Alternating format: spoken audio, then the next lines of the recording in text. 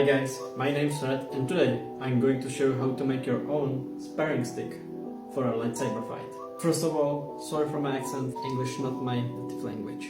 So here we go! First, we need a base, which is a 100 long centimeters rod or according to your preference. You can use PVC tube from a hobby market or a broom handle or an old broken LED tube like I have. Just take out the old electronics and that's it. Next we need a soft part. In the last video I used a bubble wrap, but it's not a bubble anymore. That's why we will use an insulating cover for the pipe. It's cheap, durable and can be also bought at any hobby market. And finally, we need a rope on which the sparring stick will hang. I can recommend this steel string, where it is certain that it will not break.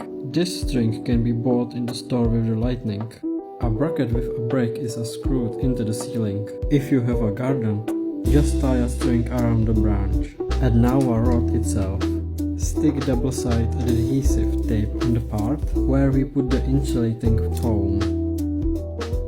We cut the insulating foam on the required length and stick it on. We will do the same for the second layer. And voila! We make a hole for a string and that's it. At the end, we make a knot or use a break from the string set.